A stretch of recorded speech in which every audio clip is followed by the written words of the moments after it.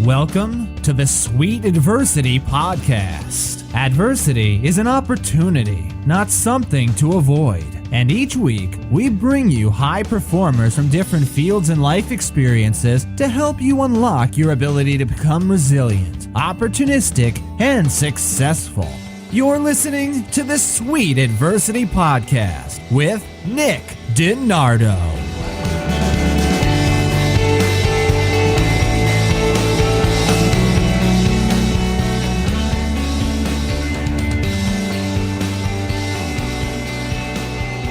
What is up, everybody? Welcome back to another episode of the Sweet Adversity Podcast. Really excited to bring you today's guest episode. We have Len Wright. You can find more about Len at zenlencoaching.com. Len is a performance coach, but not just any performance coach. He has experience and training behind him that I've rarely seen in my days here as a podcaster. Len has a few high-performance tools in his toolbox. Here are a couple. Let me go through it. Neuro-linguistic programming master practitioner. Human design engineering with Dr. Richard Bandler, who is the father of NLP. Patterns of persuasion with Dr. Bandler as well. Psycholinguistics practitioner. Hypnosis, many various certifications. Certified hypnotherapist, and the list goes on and on.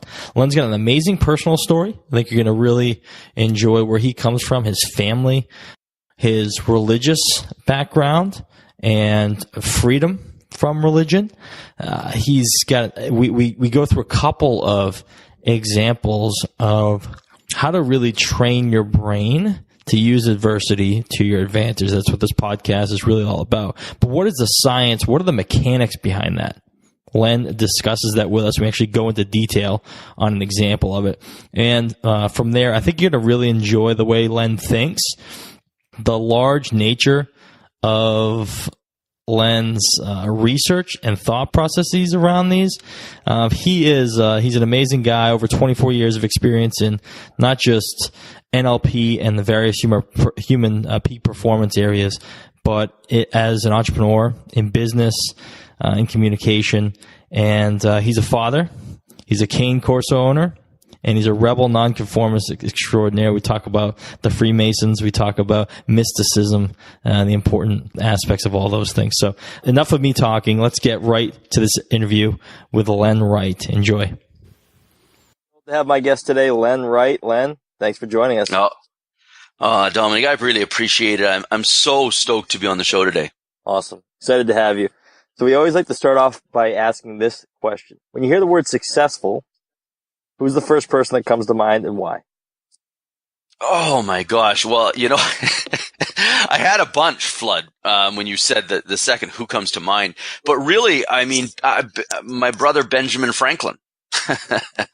And alongside that, Leonardo da Vinci. Both. I heard a quote the other day from Leonardo da Vinci about how he had really let mankind down because he really didn't stretch himself to the potential that he could have and give mankind what, fully express himself. And it's funny because, oh my gosh, Leonardo da Vinci, and it makes us look at our own life and question what we really think of as success. Right.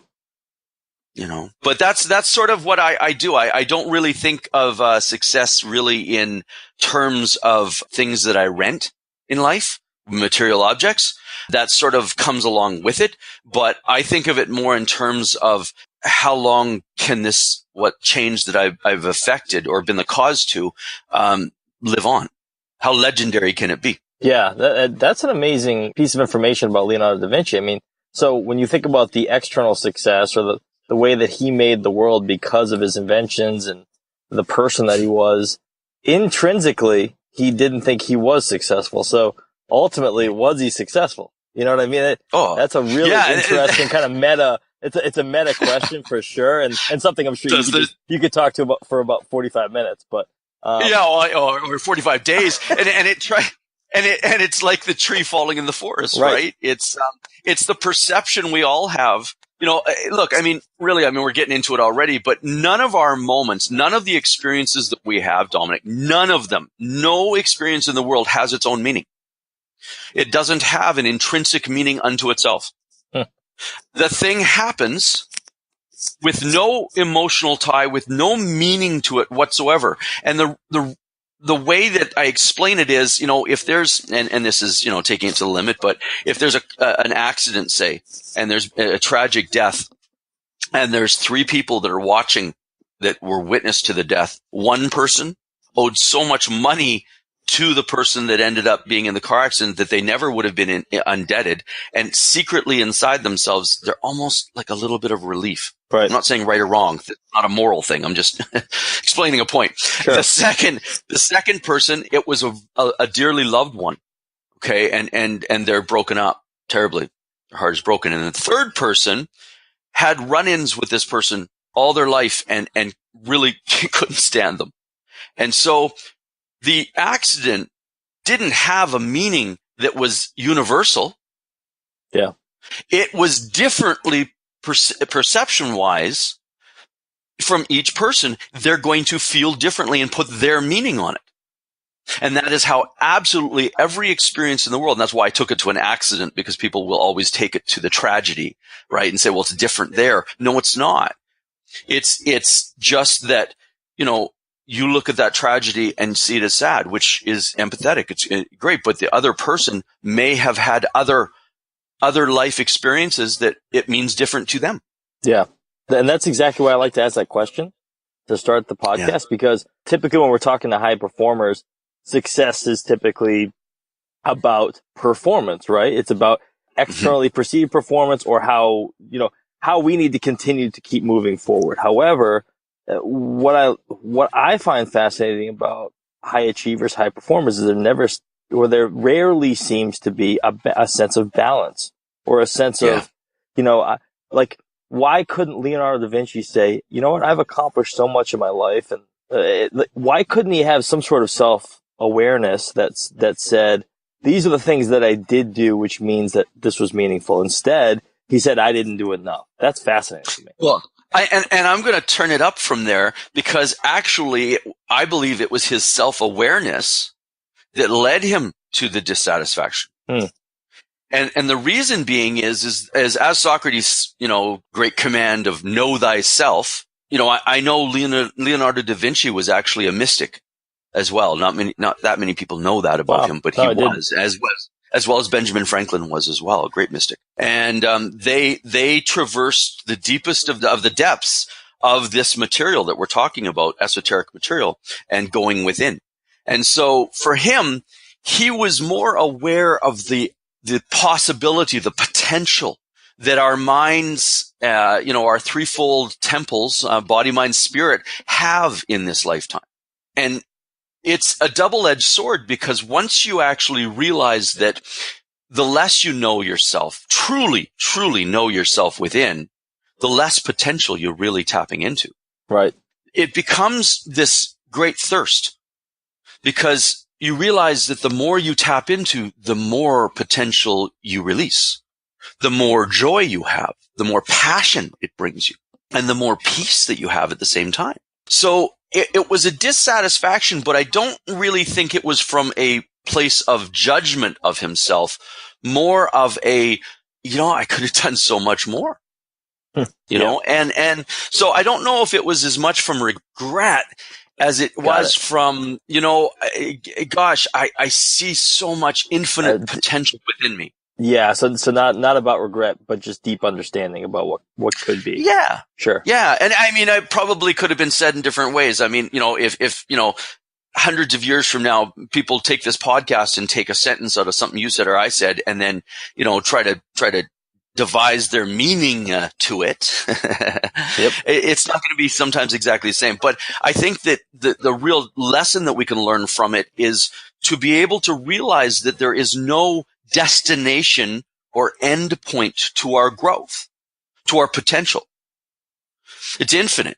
So, infinite in certain terms. I mean, there's a finality and there's a finite to our physical of what we can do. And I understand that. But what I'm saying is we, there's a saying that we use very little of our potential mind that we could be tapping into. Some people say that about 10% of that potential is like a maximum. And these people like Benjamin Franklin and, you're in the U.S., I'm in Canada, most of the U.S. Presidents, all except two, were actually mystics and study this material as well. And it leads to legendary behavior, legendary lives, because the more you know yourself, the more you realize that potential within. And it is all within. It's a turning within.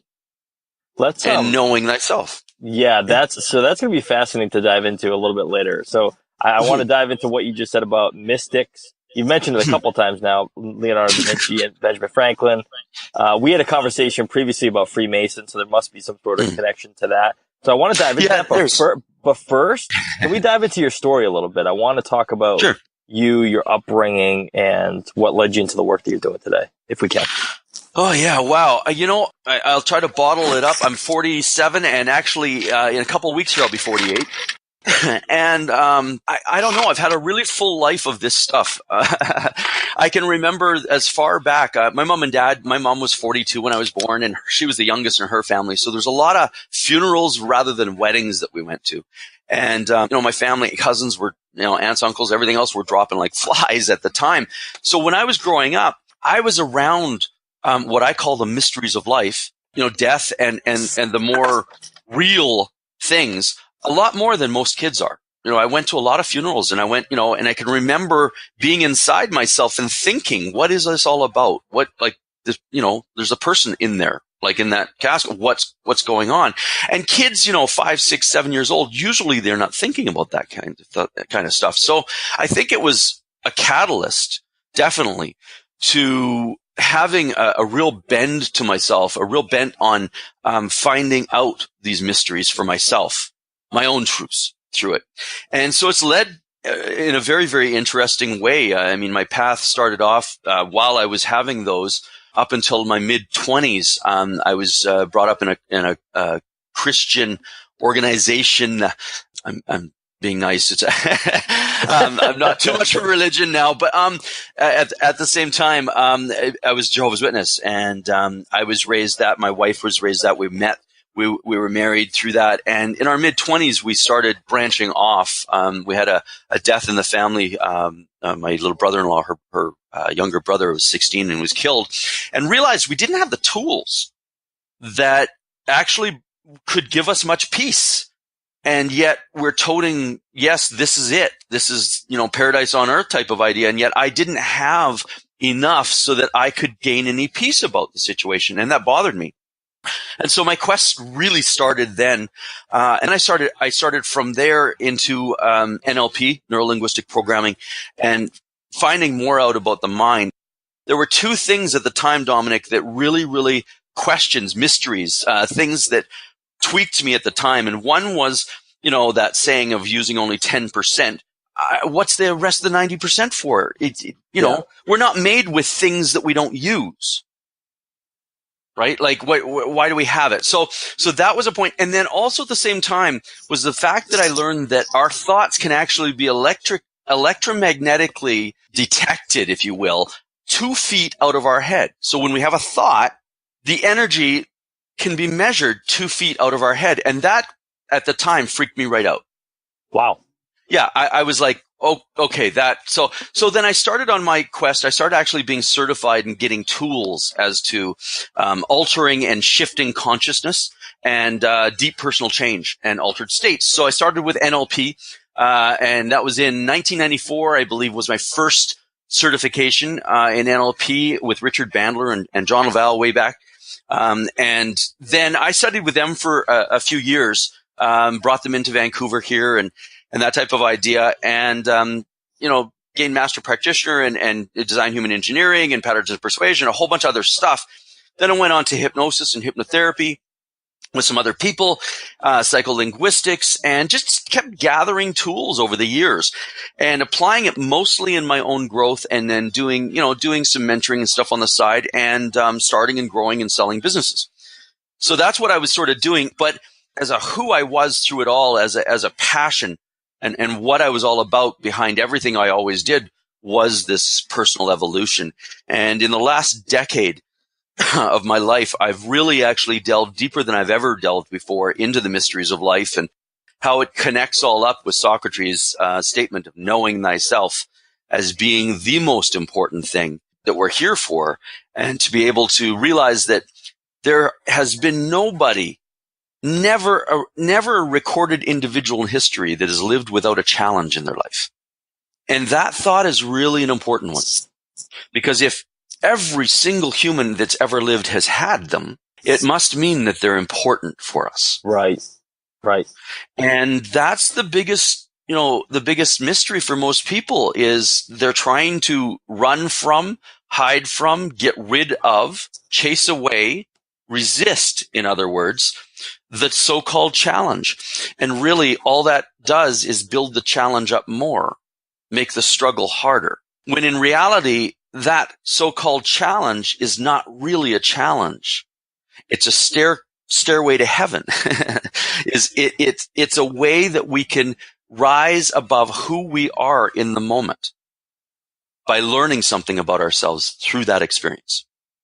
Yeah. And once we, adversity, right? Once we understand that rough seas make for a good sailor, then we're not running from the rough seas. We're running into them because we don't fear them. We value them. And so they turn from challenges into gifts. Now, they're gifts that, like a pearl, is made from irritation.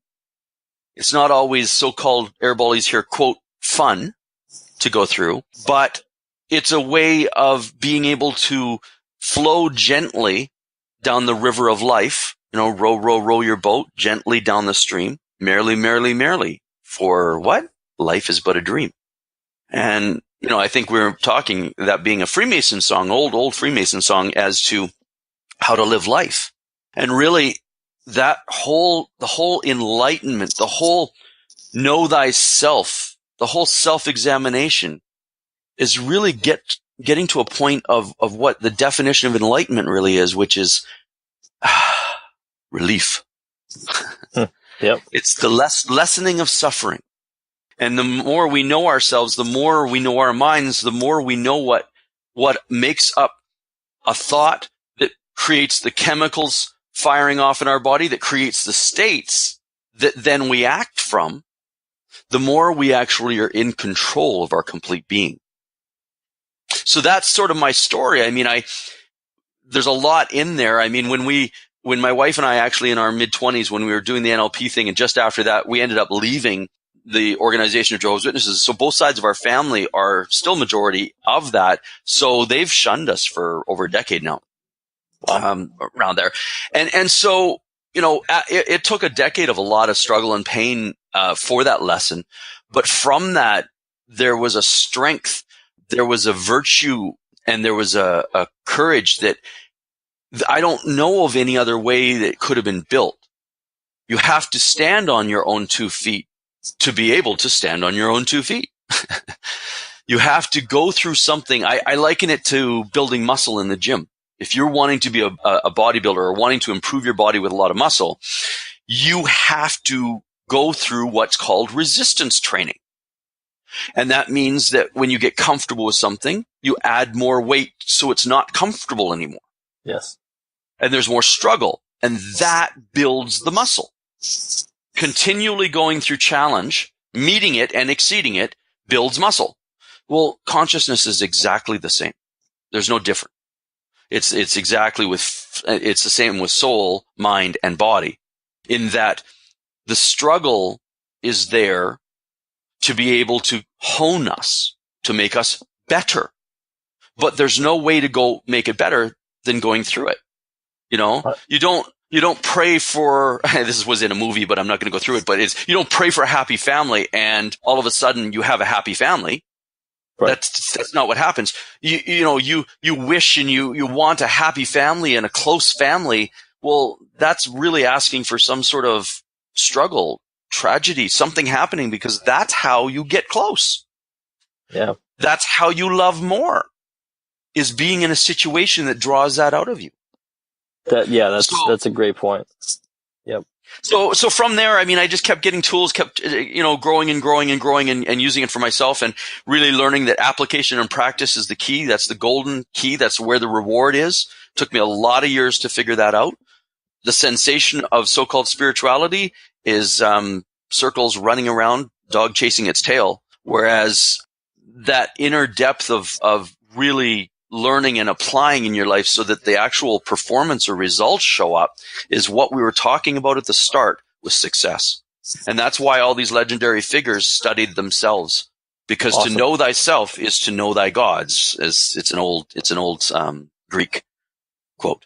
Yeah. And exactly what you just touched on. I mean, this whole podcast is about how adversity creates opportunity. And I've always been obsessed with those moments in our lives where you watch certain people, and I've been there myself. Obviously, I think we've all been there, where we've been conditioned to avoid struggle, to try and, make ourselves, like you said, quote unquote, happy all the time by things being easy and going after easy. But in reality, we have these obstacles, these barriers, these roadblocks, these moments of adversity that come up in our lives.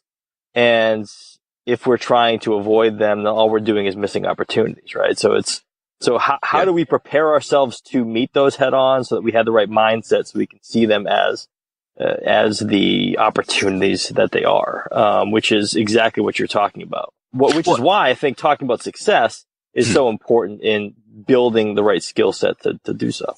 Well, and you mentioned to avoiding those challenges. Actually, by avoiding them, you also make them stronger. Whatever you resist in life persists and grows because of the fact that it is your focus. You're still focusing on them. It's just that you're focusing on that you don't want it, but your focus is still there. And that's the only thing you can control. So going back to you saying, how is it that a person can gain that mindset? Practice focus. Focus is key in life because it is the only thing that you steer.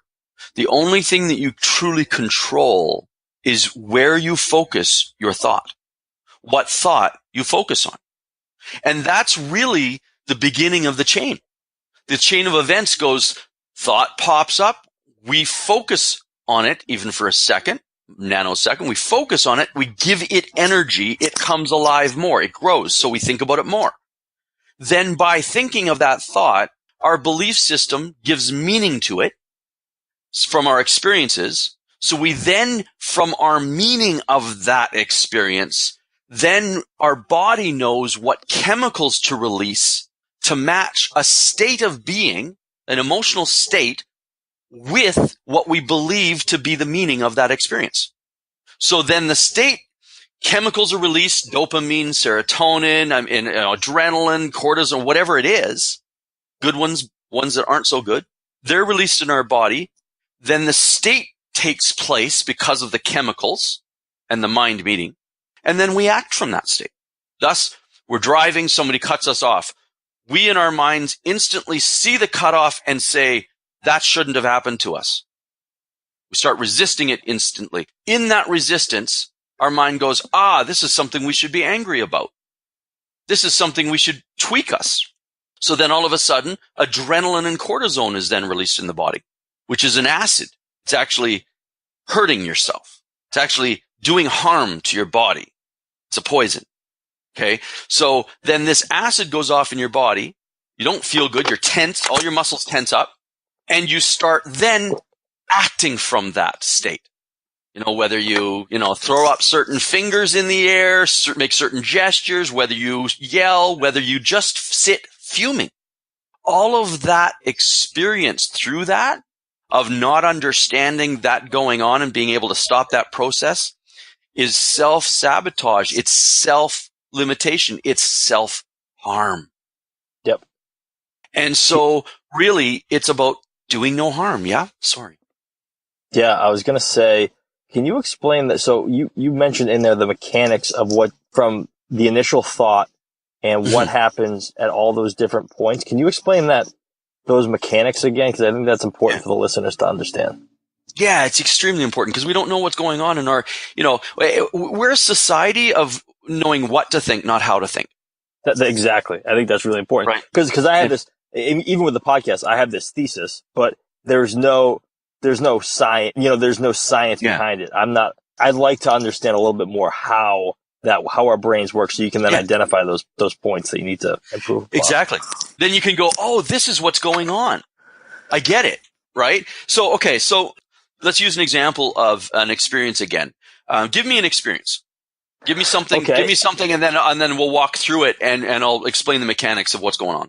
Here we go. How about getting on this podcast? Right? We had we were talking about the moment of adversity there. So we set it up, and this happens this happens from time to time with podcasts. We set it up.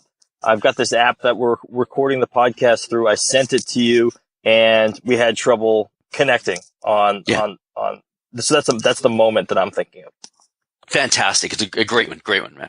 Okay. So the instant comes where, I'm trying to get on it. There's two experiences happening within the one. There's two perceptions meeting the experience, you and me. Okay. And there's actually more than that because other people may know we're on the podcast, but let's just focus on one of ours. Okay. Let's focus on yours first. Okay. So your experience, you send this out, you have the podcast set up, you have a guest coming on. There's a certain amount of probable expectation there, of hoping that it goes a certain way and that type of idea. So that's the start of it right there, is the expectation that we place on it. Right. Okay. That's the start that lines everything else up, because the experience, remember, is brand new. It may feel like another moment or another experience because our mind's saying, oh, this is like another one, so let's just treat this the same. But it's brand spanking new. So you enter into it, and all of a sudden there's a glitch. Okay? The glitch then comes up. No meaning to it. It's just an event in the moment. But you see, you've set an expectation for it to go well. So this glitch wasn't a part of your quote-unquote plan. So all of a sudden, the two create a conflict, and it creates a resistance saying, well, this isn't what I wanted. So all of a sudden, there is now a resistance in the moment, you pushing away because you didn't want it. And that's all of a sudden where your belief system goes, oh, this is something I didn't want. This is something that I should be a little stressed about. So the aggravation starts coming, a frustration like, oh, it's not working. Oh no, what if he can't, all these thoughts are going off. Yes, and then it makes the event worse. Right, because you're choosing the thoughts and you're putting energy into them, so they're growing. Then all of a sudden, that's, and it's so fast. All of this is fast. We're slowing it up and talking about it, but it's like, boom, it happens and you're in it. But then your body mechanisms then join with the mind and go, oh, okay, mind. So you see this event as something that shouldn't be happening. It's resistance here, and you're wanting frustration here, aren't you? That's what matches the thought. Okay, so the state that's going to match is frustration over this and agitation. So what causes frustration and agitation? Well, like I said before in the other example, we'll throw some cortisone in it, or we'll throw some, and I'm not a doctor, so you could go on and on with the different ones. There's a bunch of different acid-producing chemicals in the body that are released, stressors, right, that are released. So adrenaline is one of them. So adrenaline, as an example, would be released in your body, yet you're going to do an interview. It's not really a situation where you want adrenaline there, right? You're not having to run and survive. That's what adrenaline is for, right? It's instinctual, boom, comes up. Okay, so we're in this experience. You've chosen, okay, this is not what I want. All of a sudden, the chemicals start flooding of adrenaline into your gut. You start getting tense. You may have a little bit of burning in your stomach from the acid. Acid reflux. All these symptoms start coming from the state that you've chosen to go into, but were asleep during this whole process to yourself. So it just felt like, well, that's what happens, right? So, okay. So we're into this, you had the thought, resisted it, boom, the chemicals come up in the body. Now you're in a state of agitation, frustration. Now you're feeling all the symptoms of that, which prove it to you that that's what it is. Now your mind shuts down. And out of the 400 billion bits of information that you're taking in at every given second, you only get to have, if it's a good day, it's 7 plus or minus 2. Plus 2 if it's a great day, minus 2 if it's not so hot, right? No lack of sleep, nutrition, whatever. So say if it's a hot, beautiful day and you're just firing on all cylinders. So you got 9 bits of information out of 400 billion that you draw out. And how they're chosen to draw out is, guess how? Well, it's got to match what you originally thought about the experience. So then all you see in the moment around you gives evidence to what your first decision of belief was, which was, I don't want this. This thing is not a good thing for me. So now all you're seeing in your environment, all the feedback you're getting from your environment that you're absolutely noticing, it's not the only thing going on, but it's the only thing that you're focused in on, because you can only focus on a certain amount and your brain goes, well, this is what you've chosen. So then all of a sudden you see evidence of your belief that you don't want this and this shouldn't be happening. So all of this is happening all at the same time, pretty much, very, very quickly. And so the experience comes out. So all of a sudden, either the glitch is going to go where we're not going to be able to connect, and then it could get worse for you, or we do connect and all of a sudden there's a sigh of relief because now it's going your way. So now all of a sudden the opposite happens, where all of a sudden, and so there's a relief there. But really, it's only a relief because you got your own way. See, that's right. Right. And so you didn't grow through anything. So what guarantees in that situation, because you didn't choose properly and grow through it, you didn't do no harm to yourself and others. Then, the law of cause and effect, which is a real law, just like gravity, comes back and causes you to have that experience again in another way. Maybe your car doesn't start. Maybe there's a conflict in your world somewhere, or somebody cuts you off, or whatever it may be. There is given you another opportunity to have a glitch so that you choose this time maybe not to go through it to hurt yourself or others. So the difference of looking at the experience the other way is focus. So let's go through the experience again the other way, where all of a sudden, the glitch happens and it starts connecting. Or starts, we can't connect properly. And instead you look at it and you feel that there's something going on inside. Like all of a sudden there's those feelings like, oh my God, I'm having a thought that this might not turn out the way I thought it was. You can use what alchemists did. They were all inner alchemists. The outer alchemy was just almost like a front. I mean, they did do stuff with it, but I mean, it was the inner alchemy that was the real passion.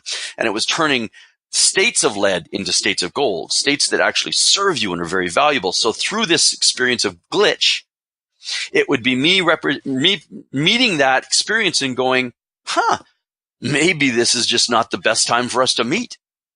Maybe if something happens that this doesn't go through, that when it does go through, it'll actually be even better for us somehow. Maybe there's a reason to this I can't see. Yep. Maybe, right? I don't even have to land on specific. I just have to focus my thoughts on possibilities of what could be possibly better that I couldn't see at this moment.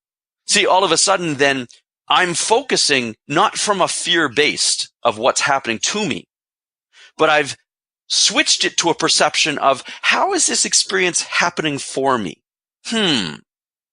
And if I can't see it right now, it's just me not seeing it, but this is happening for me in some way, shape, and form. And so that belief. Now Michael, I just have one question while you're talking about that. So that's a subtle and powerful shift. Mm-hmm. Now, what I'm curious about is that us tricking our minds into thinking that, and then so it happens, or is that actually happening? I guess it's impossible to answer. And the only important thing is what our mind thinks it should be. Yeah, right? I mean, really, when it comes right down to it, it's all semantics, because are you manipulating your inside? Yes. Are you manipulating the car that you drive? Well, yeah, because you've got to get to it's a vehicle. Well, that's what this is. Your mind is a vehicle that's incredibly powerful, but the power, I often use this example of how versus why thinking, or how versus what.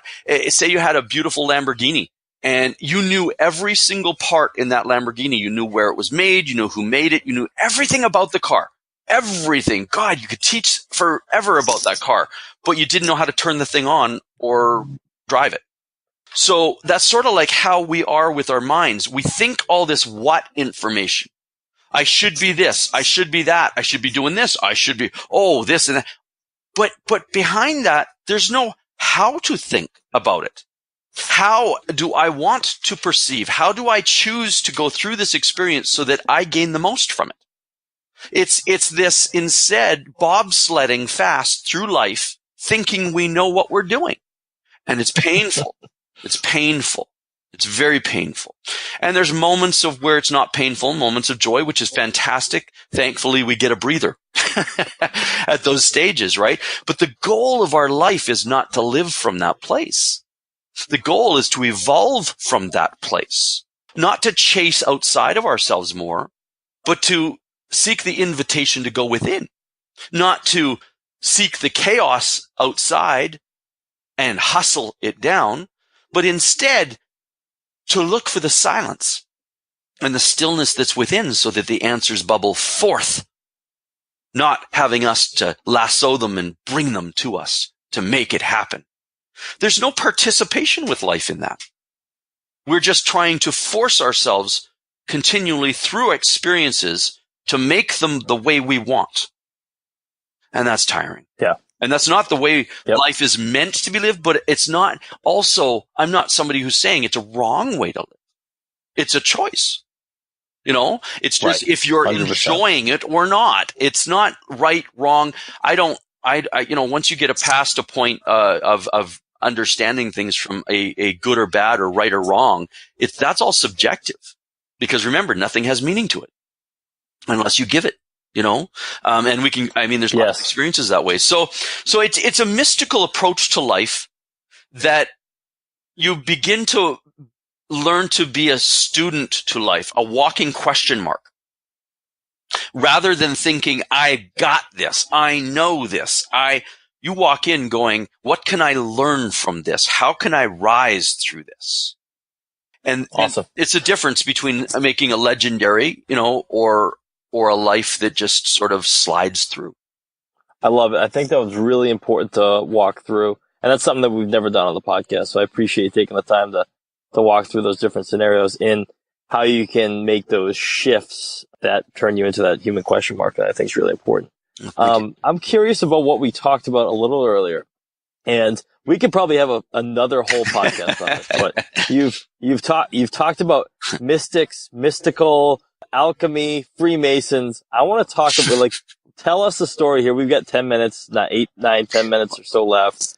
Tell us at the core what you mean by this, why it's so important. Well, there's no way I can really do justice in 10 minutes. And I'm not speaking about any certain organizations or anything because, there's so much misunderstandings out there from the outside looking in on a lot of different things that the walking question mark is a good example to use in those terms as well. If we really don't know about it, we really don't know about it. And what I can say is, if you, even in the U.S., on the dollar bill, on your money, on your statues, your geometry of how your cities are laid out, just everything points to a greater understanding.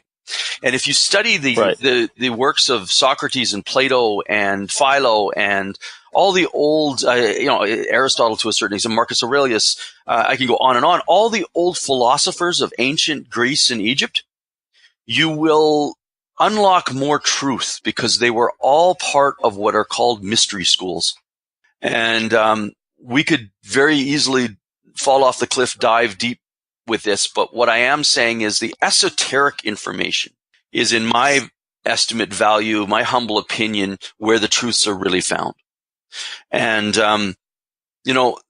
all of these gentlemen, the ones I mentioned, Benjamin Franklin and Leonardo da Vinci, they were all interested in knowing about themselves and the esoteric value, esoteric meaning teachings that point within.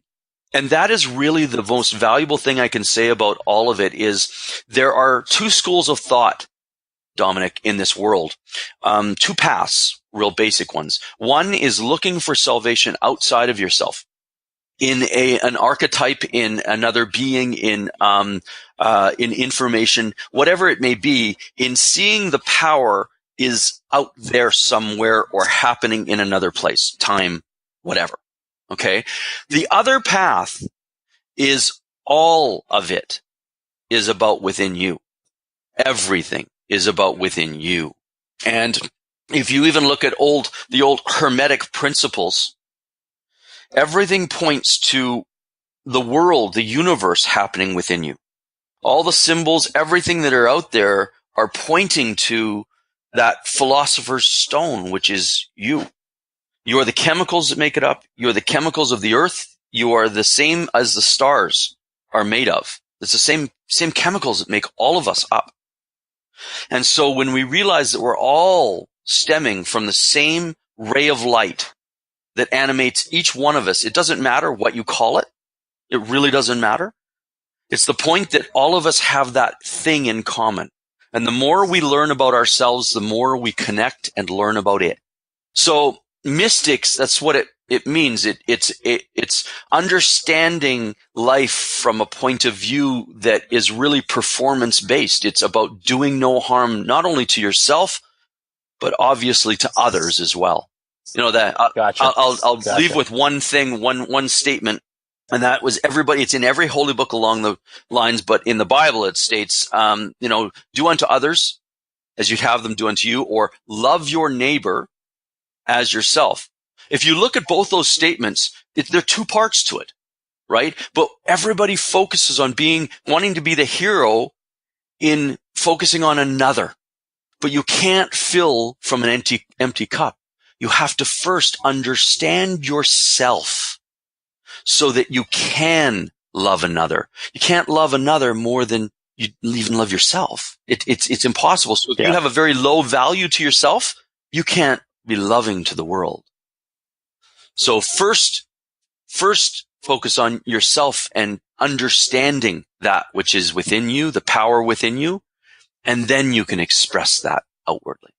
Len, I think our goal was to blow some minds. I think we're going to do just that. Well, I hope so. For sure, my friend. I hope so. Awesome.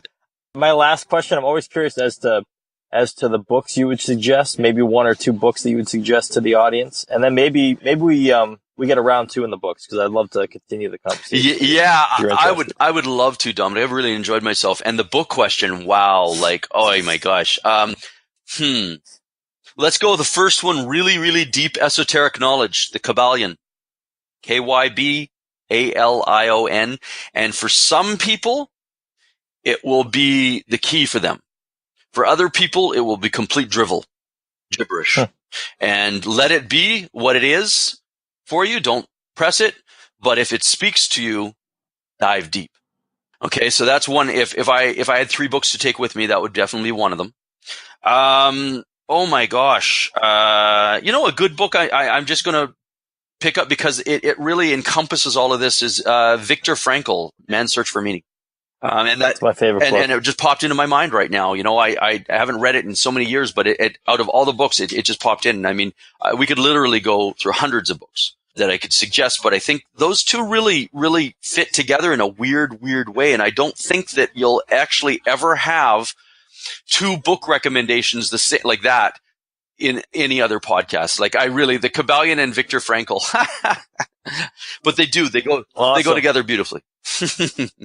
Len, thank you so much for that. Thank you for your time. Thank you for your wisdom, and thank you for the person that you are. Appreciate it. I'm glad that we've gotten to get to know each other. It's been awesome spending this time with you, and I really hope that in some way, shape, and form it rises and touches people all over the place to be able to go within and tap into more of their power. They're worth so much more than they give themselves credit for. So thank you, Dominic. I've appreciated being on the show, and I can't wait till our next time. One last thing. How can people get in touch with you if they want to find out more about what you're awesome. doing? Yeah, I almost forgot that. ZenLenCoaching.com. ZenLenCoaching.com. It's my site. It's ever evolving, but you'll get to know a little bit about me there, and reach out and connect if what I said touched you, and I'd be glad to be able to have a talk with you and just see if there's a fit to be able to continue on. But yeah, ZenLenCoaching.com. All right, Len. Appreciate it. Have a great day, my friend. You too. Make it one. Peace. And there you have it. Thanks again for listening to this week's show. If you enjoyed this episode, please consider providing an honest review for the show on iTunes and visit nickdonardo.com for more inspiring interviews. Until next time, see you next week.